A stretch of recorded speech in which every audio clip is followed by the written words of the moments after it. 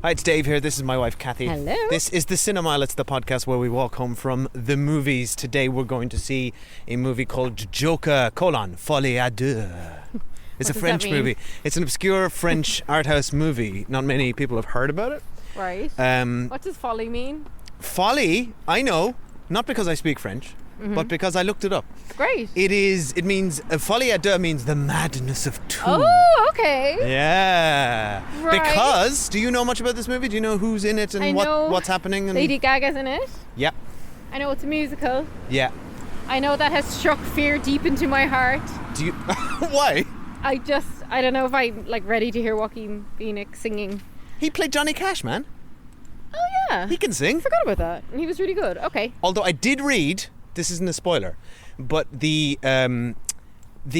affectation they're going for in terms of these two characters singing is that these characters can't sing.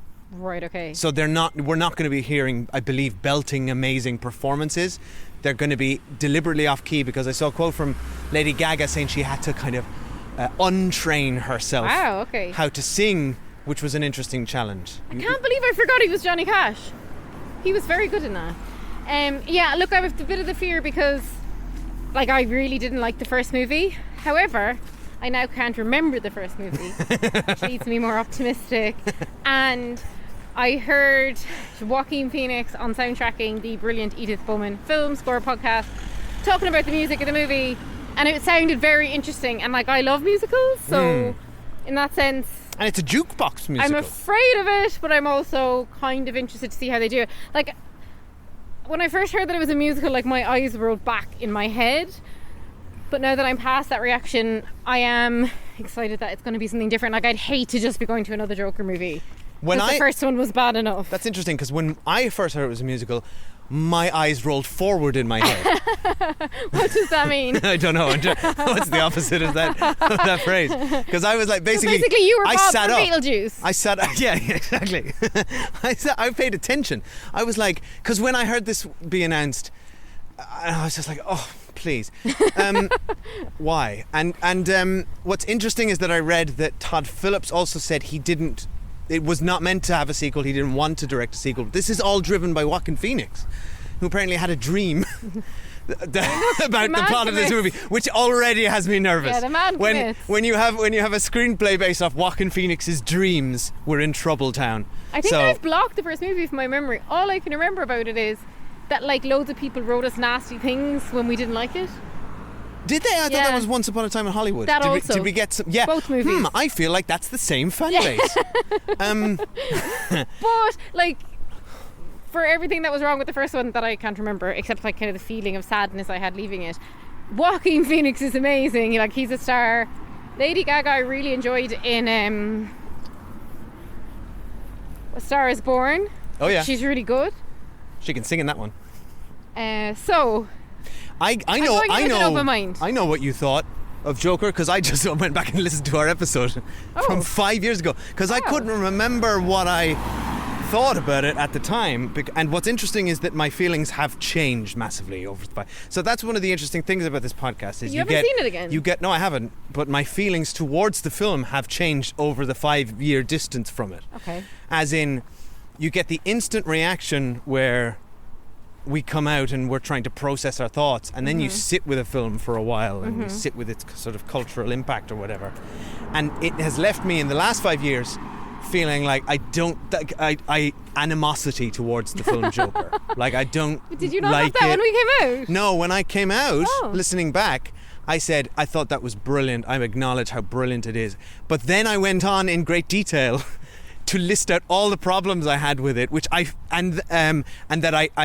don't know why it exists. I find it disturbing. I find it is holding up an unnecessary beacon to dark members of society. I basically criticized the film to no end and then said it's brilliant. And the only thing I can remember is the second half of my feelings, where my nasty upset feelings coming out of that, my uncomfortableness coming out of that movie, is what lingered for 5 years.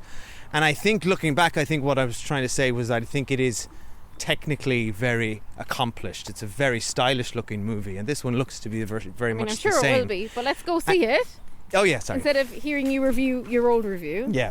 And I can say quite happily I haven't thought about the movie since we watched it. You hated it. I do remember that, yeah. You were very clear. But look, it's a musical now and it's got Lady Gaga, so... Sure it is. So look, I'm interested again. Okay, here we go. Okay, bye. 2 years ago, the name Arthur Fleck hit Gotham like a hurricane. The trial of the century. They believe Arthur Fleck to be some kind of martyr. Well, he's not. There's a monster. When you're smiling, when you're smiling, When I first saw Joker, when I saw you, the whole world smiles with you. for once in my life, I didn't feel so alone anymore. When you're laughing, oh, when you're laughing, the sun comes shining through. For once in my life, I have someone who needs me. How about you, Arthur? Do you still think you're a star? Showtime.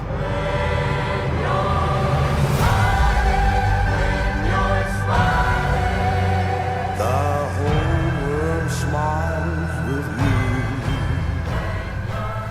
Hi, we're back. We've seen Joker, Folie, Deux. If it's your first time here at the Cinemile, we don't spoil any movies, ever. Except when I spoiled the entire show, The Perfect Couple, on stage at the Cork Opera House recently for the entire audience by telling them the gender of the killer.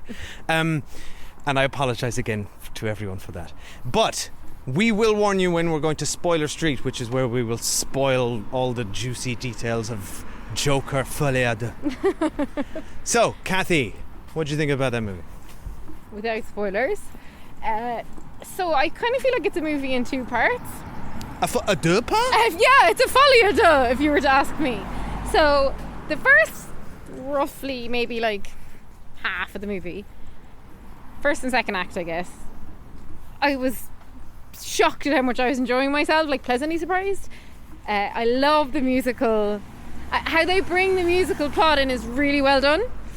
They have this really cool distinction in singing styles, and what you kind of alluded to at the beginning, whereby like Joker and his girlfriend. You could say who she is. You didn't know I didn't who she know was. who but she was. Is everyone it a else in the spoiler? world did. Oh, no. right. About halfway through the movie, I was like, Her oh, casting was announced as Harley Quinn. I didn't know she was Harley Quinn, so that for me that was a spoiler, and I enjoyed finding out she was Harley Quinn.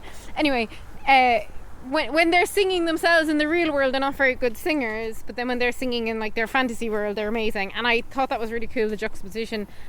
I really like the music, kind of like frat pack 70s style songs, and like the Carpenters and like loads of good stuff. So I was a fan of the music. They sang The Joker, which was awesome. Joaquin Phoenix is amazing, like tap dancing, singing, like he can do everything. Oh, he's so good. He's so talented. So for actually a lot of the movie, I was really enjoying it. Obviously, Brendan Gleeson, love him. And Lady Gaga, I think, is brilliant on screen. And then, and we'll talk about it on spoilers, then the third act came along, and I had all the same feelings that we talked about the first movie, and I felt like it was really nasty and distressing and a waste of talent, really. Like, I don't know why they're doing all this and coming together and doing this like incredible stuff where like the actors are actually singing in scenes and they're being recorded, which long-term listeners of this podcast will know I love. And what? Just explain what you mean. Like when they're specifically to recording that. the scenes, the actors are actually singing. They're not lip syncing along with a pre-recorded version of their Which song. is the more common approach. Which is the approach, Yeah. essentially. I think Les Miserables was one of the biggest ones he was to the not biggest do example, that. Right? Yeah. And it's because it's really expensive to do this, and you have to take like, when I heard him on the Edith Bowman podcast Soundtracking, he was saying like, you know, they do like 40-50 takes. So yeah, I think there's a lot to say positively about it, but like ultimately, like, what's the message of the movie? What's the takeaway of the movie? Exactly. And the takeaway is nasty. The message is nasty. There is no visuals and the like, cinematic achievement of the music won't be what I remember about it, because I just hated the ending so much, and it's just distressing, to be honest, and it was way too long. Like it completely lost steam with itself. Yeah. Like I would say, like I know everyone's obsessed with the director or whatever, but like I think it's a poor director where you end up with the third act like this: saggy, baggy, depressing, dull, ugly. And the start of the movie there's really beautiful scenes. Like there's a really fun scene where like the Joker's imagining that him and his girlfriend are like Sonny and Cher, and they've like a Sonny and Cher style like variety show. Like that stuff was when the movie came to life. I love that stuff. And then his reality creeps in, and there's two amazing sequences, one where he sings the Joker and one where she sings Why Do Birds Suddenly Appear. Can't remember the name of the song. And though Rick Moranis did the best movie version of that ever in Parenthood, she's done a good job here. I really enjoyed those sequences because the songs are so good. So yeah, I feel really torn about the movie, but like, what's the feeling you leave the cinema with? And my feeling is utter despair and misery. Right, I've talked for too long. Oh God, I'm the same. I feel so down, and this is I feel like I need to have a shower. I feel dirty. I feel like there's just no optimism in this movie. And that's fine. By the way, I'm not saying like not all films should be joyous and optimistic. That's what this movie is intending to do. And that's fine. But I mean, I kind of feel like, you know, when you watch something that holds up a reflection to society or the darkness in society and kind of has something to say and says, look, here's the spotlight. Like the movie Spotlight. Like, pay attention to this. You know, this is what this deserves some attention, and it is dark and it will leave you feeling bad, but it is important. And that's kind of cinema as a very powerful art form can communicate and make you empathize with groups of people in ways that I find other mediums, you know, can struggle to. So that's that's cinema at its best. This film, I just don't feel like there's no spotlight. It's just like pointing lights all over the place, trying to find anything. And I felt the same with the first film. It's just like, the first film in particular was like, people with mental health issues aren't treated well by society. And I feel like, yeah, that's true. But there's loads about it, like Arthur versus the Joker thing, and like there's really interesting stuff in there around the exploration of how someone suffered the impact like childhood trauma and abuse has on somebody. But then they just keep losing that thread. I just feel like there's no thread. Yeah. There's no, and I feel the same. There's no. I don't know what this film is trying to say. What this film excels at is being cool and stylish. Very stylish. It's very stylish. Yeah, the it's quite cinematography iconic, is fantastic. Joaquin Phoenix and Lady Gaga are kind of mesmerizing, I gotta say. They're both doing some fine work. Yeah. The physicality, and we said this 5 years ago, of Joaquin Phoenix is just next level. The way he's moving his body and dancing, the way he's kind of weaving in between these two characters. So like, there's people, and like, whatever about, you know, you could say, yeah, Todd Phillips has failed in delivering a sort of cohesive, you know, in like good experience, but like I think you have to admire like bringing all this to the screen, the production design, the costumes, the cinematography, like the music. It's very polished. It looks great. They were doing the music scenes as live. The music's great. And then great. they were live editing, so that they got a sense of like they were live producing how the scene would look, and like they were all collaborating together. Yeah. And like when I listened to Joaquin Phoenix talk about that on soundtracking, I was like, oh, that's so cool. It is but so then cool. It's like, but why did you do all that though for this For movie? what? And this is the problem. So it's like, that's great. And there's so it's all style and no substance, because why does this movie exist? What are you trying to say? And the problem is back to, and I think this is what I suspected going in, Joaquin Phoenix had a dream and was thinking about this character and said, we got to do this movie. And also it made $1 billion, Joker. The first one, yeah. Oh, wow. So it was a smash hit success. So this is just always going to happen. And I feel like Todd Phillips himself is on record as saying that was a one movie and done story. We finished it. Yeah. You know, they did the story. They did the story they wanted to tell. So I feel like, and look, I feel like they kind of wrung together, and we'll talk about it in spoilers, a sort of a decent conclusion for this whole thing in the end.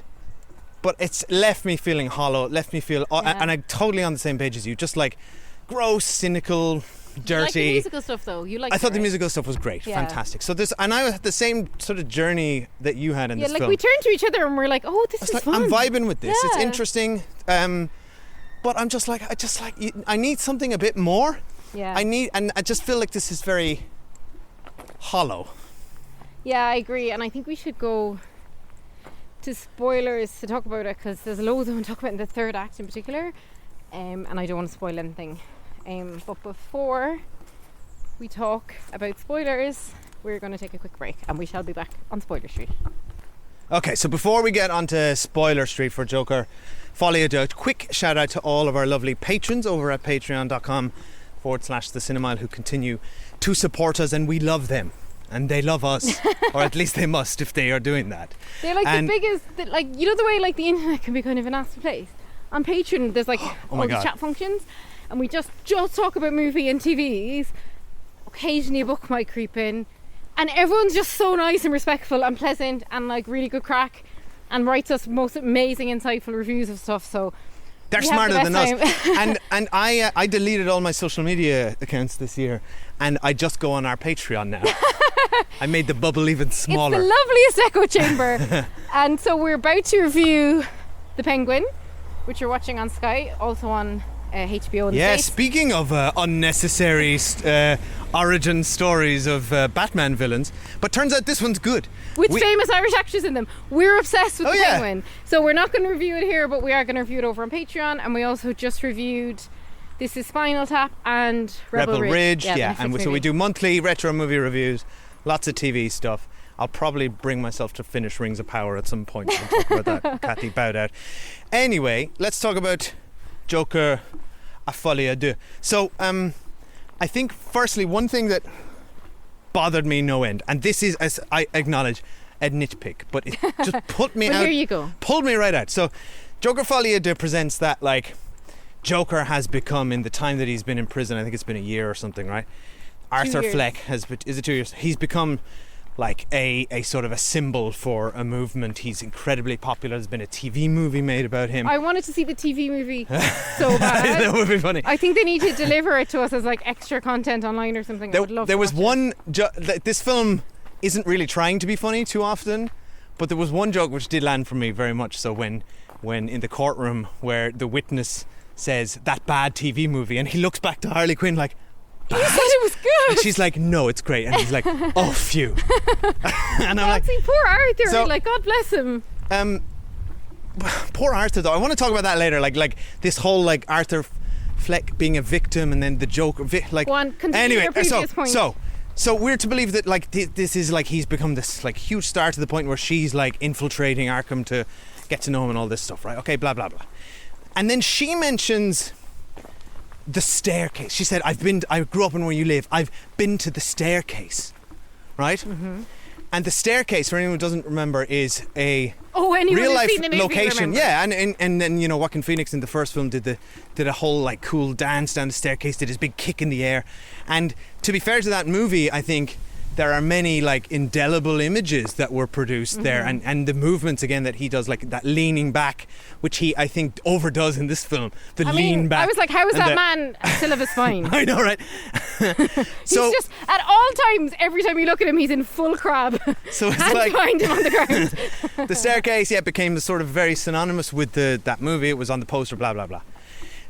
But that's our world. We saw Joker. We understand the significance of that staircase. In the film Joker, movie. He is by himself going down that staircase. Nobody should know anything about that staircase, right? If that's in the TV movie, how do they know about that? Was he interviewed and then said, on my way to Murray's show, I walked down this very iconic staircase and did a cool dance, and then they were like, that's cool, let's do that in the TV movie. That's your problem with this movie? That's my problem. I was like, and then she meets him at the staircase later because I gotta get the staircase in there, and it just broke the fourth wall for me because no problem with that. Yeah, it's just like these people wouldn't know that staircase should have no significance. He did a cool thing that we, the audience, saw, not the people in the world of the Joker universe. The thing they should understand is naturally and is that when he goes on TV and murders somebody, that is something they all saw. Nobody saw him do a kick down a staircase. I think you need to put a pin in that. I told you it was a nitpick. I was halfway through this movie and went, oh yeah, he shot Robert De Niro, didn't he? I was like, it was all vaguely coming back to me. It's genuinely blocked it from my brain. But what I think is iconic visually is first of all his kind of bending over backwards thing, and then secondly the moment in this movie when he walks into the courtroom and they're like, it's showtime. I'm like, oh wait, that exact silhouette I think is what happened. Oh yeah. When he went into that's a cool shot. A lot of great tracking shots. There's a lot of good shots, but that's what I mean. Like you were saying, style over substance. Like I just kept going, like the film nerd in me, like, oh that looks amazing. And then we go back and like I know I've pinpointed the exact moment the film started to just go terribly wrong. It was the moment he fired his lawyer. Okay. Because, well, first of all... When he becomes Joker, when he leans into Joker. First of all, for Arthur, like, that was a terrible decision, right? Yeah. He's been led up the garden path by this woman who clearly doesn't have his best interests at heart, blah, blah, blah, blah, blah. I find that all a bit tiresome. And then he starts representing himself, but, like, I'm sorry, when I watch a courtroom drama, I want to watch a good lawyer. Watching someone be a terrible lawyer is like a 1 minute gag. Like there was like a 1 minute gag in it when he asked a stupid question, and then it was just tedious. And then the only kind of meaningful character scene I think in the whole film was when his old friend, was he Puddles? He had a funny name. Yeah. He comes up on the stand, and that actor is amazing, and him and Joaquin Phoenix are amazing together. That was really sad. Like I was crying at that scene. But other than that, like the courtroom stuff had no steam in it. Like Harvey Dent was just like some 20-year-old lad. Why was Harvey Dent so young? How is he the assistant district attorney or whatever? He was basically like a featured extra. Like he was given nothing to do. Yeah. So I don't mind if you're going to be young, if they're going to like flesh out the character to us. But it was just distracting because he never did anything, and like he's really, really young, and then it never went anywhere, right? And then, but like the main stuff that bothered me is probably the same stuff that would have bothered me in the first one, but that I just don't really remember. It's like, I think that the film like truly really glorifies violence. Like I think this film loves violence. Yeah. And I genuinely think that this film has a responsibility to the young men that are going to see it. It's aged 15's A in Ireland, which means basically any kid over like the age of 10 can be brought by a parent. By the way, there was an 8-year-old in our screening, and it ruined the last half an hour for me. It was so alarming. Well, not to mention what it's doing to that poor child. It was so alarming, but that's like, what I mean. It was like, why is there? Who brought their child to this? But parents can't be trusted. Yeah. Like parents give their kids full access to the internet. Yeah. So filmmakers, I truly believe you're responsible for the art you put out in the world.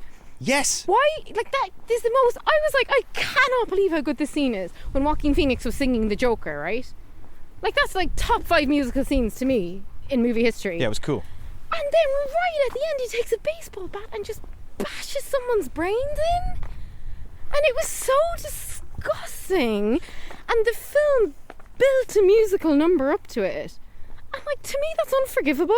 It's not funny, it wasn't stylish, it was fucking nasty, and then no good can come out of that. And I know they're showing us like Arthur's deepest, darkest desires, but like, we get it, we don't actually need to see him doing it. And that's a show don't tell thing where like the director just can't help himself, or Joaquin Phoenix can't help himself, and whoever kind of conceives of something like that in a musical number, I think there's something wrong with them. And I don't think they should be putting stuff out there for people to see, because it's fucked up. But the problem is, like, that is kind of consistent with who the Joker actually is in his, like, the Joker, the character from Batman, which, let's not forget, the thing we just watched is in the Batman universe. Like, what are we doing here, people? Though funnily, I do think it could sit side by side. I believe that it and Penguin exist in the same universe, actually. Well, so basically, like that is like the Joker, the character of the Joker is a homicidal maniac and is dangerous and violent. For me, the issue is that you presented 2 films about the character of Arthur Fleck. Yeah, he's our protagonist. He's our protagonist. He's somebody who's downtrodden by society, who is who has been let down by, you know, all these institutions, is traumatized. This film consistently reminds us that he's a victim of abuse, and that's our protagonist in the lens through which we're seeing it through. And I also think I think personally, the film is clearly, with its title, trying to indicate that it's about Harley and Joker, but I think it's really trying to cleverly say, no, we have subtext because it's about Joker and Arthur Fleck. That is the madness of two. And they are two distinct 100%. personalities. And we're going to have this opening Warner Brothers cartoon, which is, again, very stylish, very cool, but is setting up its theme. It's his shadow, taking over. The cartoon I was really enjoying, and then that got too nasty for me as well. Now, here's the thing. I saw and I am no expert, and I'm in no position to comment on this, but I saw an article around the time that the first film came out years ago, and I'll dig it up. I think it was The Guardian, where they interviewed some mental health experts on what they thought of the movie. And there was a myriad of opinions, as there always going to be, but many of them I remember saying that it's perpetuating stereotypes about mental health mental health issues being linked to extreme violence, which actually doesn't help, and the movies tend to do that. Yeah. And what this film has leaned into is paranoid schizophrenia and multiple personalities, which is, again, I believe I might be a sort of less representative of the common mental health issue than movies would have you believe, right? But and also, like, movie, like, this movie is, I think, somewhere in there trying to posit that this happens when you're unmedicated, because when he's medicated, he's not acting violently. Yeah. But again, I just think this movie has no business exploring that stuff. Exactly. I just feel like it's a child wandering into a china shop and just knocking everything over if you're because gonna do it, by doing a stylish dance. Yeah. I want to see a really good movie that talks about paranoid schizophrenia in an empathetic and considered way. And you're not going to get it here. here. Used for jokes and violence, and like, it doesn't help anybody who suffers from that to be represented like this on screen. So and maybe serious films about mental health issues shouldn't be presented to us through the myriad of Batman characters, of comic book movies. Do you know, that's the problem Whereas with modern culture and mainstream art. But the problem that's with the only thing that can get bankrolled. These movies going too dark and too gritty is they really try to explore it.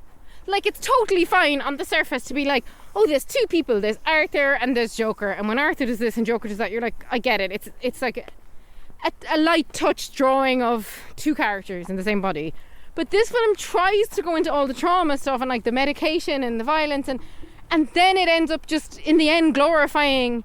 Like, I feel like anytime Arthur or Joker, whatever you call him, is violent in this movie, it's celebrated by the movie, and that's what makes me really upset. And the movie is portraying it as a punchline, or like trying to have a big impactful scene.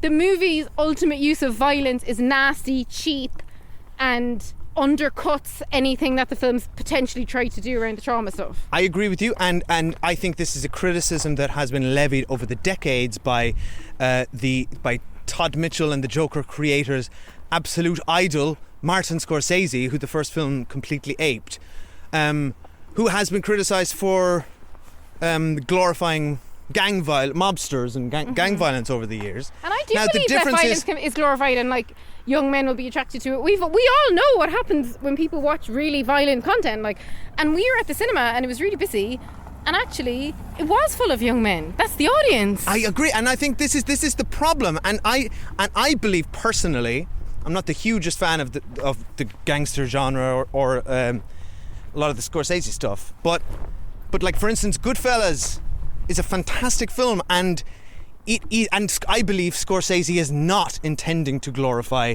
gangster violence and is criticising it heavily, but it is also incredibly entertaining, and you don't control how the audience perceives things. And what has happened is, actually, Scarface is a better example. You grew up with generations of, and I grew up in college with people who would, have Scarface posters on their walls and Pulp Fiction posters, and it's not because they're into whatever it's like, that's cool. It's just a cool movie. Yeah, say hello to my little friend, machine gun. So there's just like, and I'll give you another example. My dad watched Scorsese's The Wolf of Wall Street and said it was his favourite film of all time. And I love my dad, but he very much loves that film when I dug into it, because he saw Leonardo DiCaprio's, whatever his name is, the real life guy, as a sort of an establishment hero who, instead of the crook that Martin Scorsese was actually portraying him as. So this is, your movie's going to get misinterpreted by people, and I am 100% on the same page as you that what they have produced here is a cool, iconic, chain-smoking, movable villain in the vein of Heath Ledger that people will latch onto as some sort of anti-folk hero. Now the movie itself, I think, and if you sat down Todd Phillips, I'm sure he would say, no, they're the people we're criticising in the movie. They're the ones who blew up the courthouse. They're the ones who threw Joker in the back. They're the ones who he ultimately rejects because Arthur Fleck turns good. No, he doesn't reject them. He just runs away because he wants to find his girlfriend.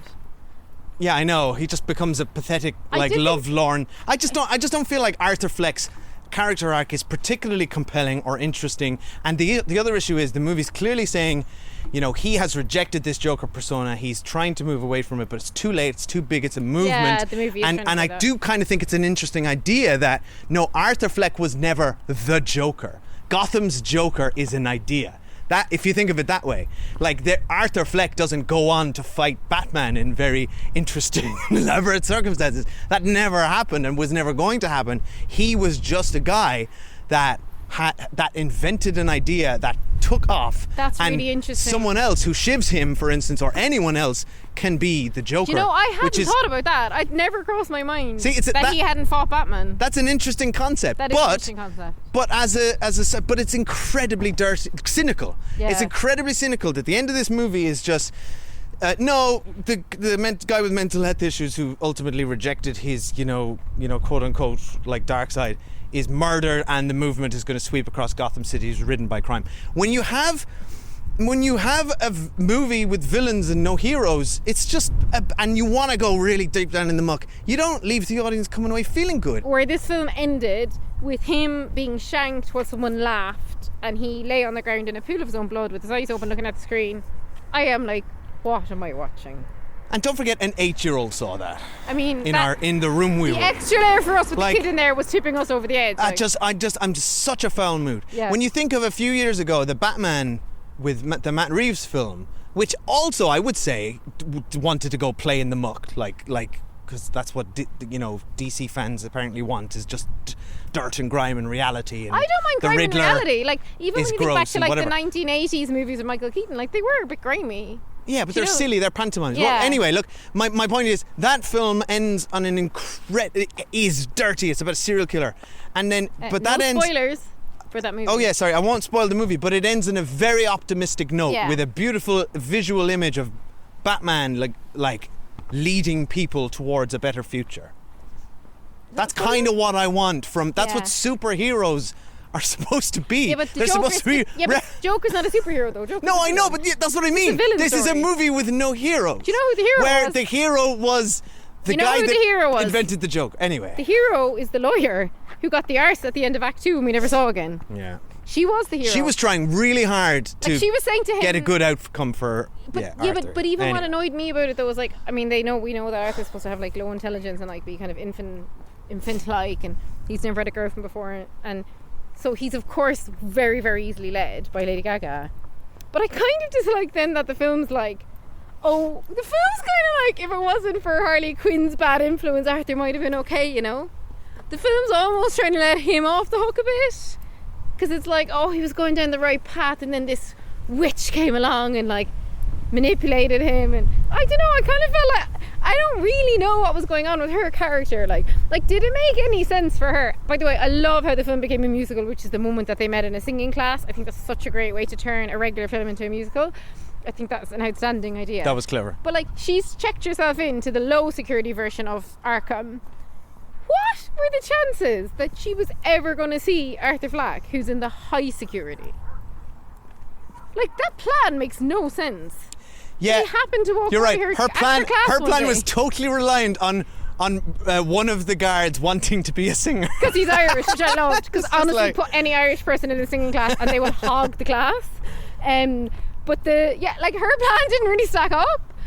But like, I like when the lawyer's like to him, look, this is what the story is. She's actually like not at all what she's saying she is. And then he goes back and he's so stupid. Like, she just goes, oh well, I'm pregnant, and he's like, oh okay. And then she does the Why Do Birds Suddenly Appear, which I just thought was amazing. So yeah, there's loads of good stuff to say about the film as well. I don't want to spend too much more time talking about it. That's the other thing that was upsetting, it was frustrating me throughout this film, where I was unable to get on board with Arthur or Joker because I kept coming back to, are we to believe that this is the greatest criminal mastermind of all time? No one ever said he was, though. No, but that's who the character is, and that's who the character is becoming or should become. If this is in the Batman universe, which it clearly is. But it kind of isn't, though, because he never is a criminal mastermind, though. He just murders loads of people and goes to prison. This is exactly my point. So I'm like, this isn't the Joker. I don't get this. And then when it did click, to be fair, because as I said earlier, I think the movie's saying, no, he was never the Joker. He's not the Joker. I think you're right. I actually think you're cleverer than me, because I didn't get that from the movie, but now I understand. I didn't even cop about the Batman thing. I was just watching it being like, huh? Like, by the last 10 minutes, I was just like, what am I watching? But you're right, it's hard to watch a character who you're supposed to be your protagonist who has no agency in their own life. Like, none. They mostly don't even talk for a lot of the movie. And then it is entertaining to watch them sing and come into themselves. And again, great performance. Like, Joaquin Phoenix is fantastic. My final quibble, and I'll always have this quibble about movies, is I hate what Joaquin Phoenix does to his body to play this character. Yeah. It's like, Joaquin Phoenix, you can just have your normal body and like play the Joker. Unhealthy. He looks actually dangerously really sad thin. to see, like, and it's so unnecessary, and like I'm sure he's got a million reasons that he wants to be like that, but I hate to see that as well. But I think, overall I definitely liked it more than the first film, but it's just, I don't get it. I don't get it either. And look, I would love to hear other opinions.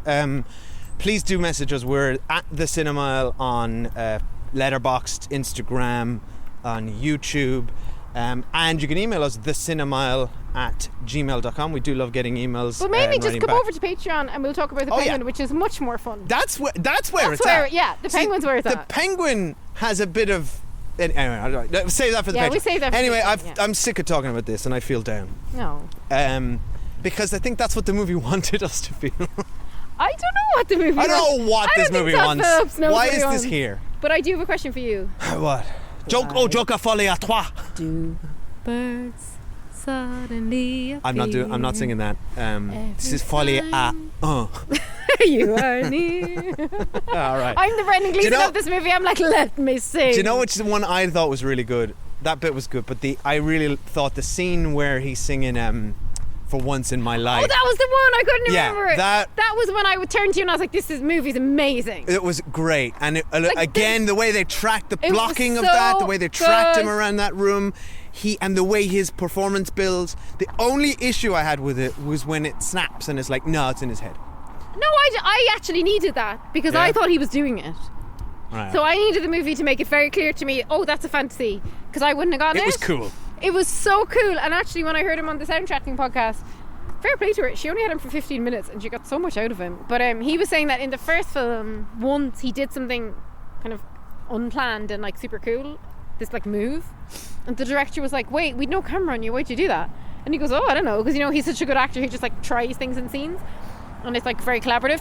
So then the director said, well, never again am I not having a camera on you. So he set this cameras from all angles all the time on all the actors. Oh my God, it's like a reality show. That's why they get such good shots. Oh, that's interesting. Because he also said that it means that, he said normally on a set, when like the camera's not going to be on you during the scene, you're just kind of not really acting. The actors just kind of sit back and relax. But because all the actors know there's so many cameras on all the time, he said every actor's like top of their game. And I'm like, oh, so Harvey Dent is just top of his game, a college frat boy in every scene. And we kind of, I didn't notice, but Dave said to me at the end, oh, that's him turning into Two-Face. And I was like... Yeah, because he had a few scratches on the side of his face. But even then I was like, oh wait, he's Two-Face. Like, I'd forgotten about the character in the movie, because he had nothing to do. Anyway. Yeah, because this movie's so detached from Batman that it wants to be. This is the thing. We're in the world where, like, movies... like have to like tie into an IP, but nobody wants to do the IP. Like, yeah, it's like fine. No, I want to do a cool, edgy musical. But I should say, I also do admire them for trying something different. I mean, if they hadn't done it, this film would have been. I think this movie's dud. Swinging for the fences, and I don't like it. But I still admire, audacity. He could have just gone out, let's do Joker 2 and the Penguin's in this one, and they'll be kicking down a different street. Yeah. different stairs. What So, about when he says? you know. I actually thought one of the most beautiful moments was right at the end, when first of all Lady Gaga's like, "Goodbye, you're a loser," but when she's like, she starts singing, and he goes, "I don't want to sing anymore." Like he's like, "Will someone Yeah. just have a real conversation with me?" And then she's like, "Goodbye, fuck off." I'm not interested in Arthur. I'm Yeah. only interested in Joker, Folie, Deux. Anyway, no, I see what We I have to said. go. I really Okay. want to. For some Bye. reason, I want to stop talking about this, but cannot. And I want to serenade Yeah. you. All right. Okay. Bye. Bye. Sing hallelujah, come on, get happy. Get ready for the judgment day.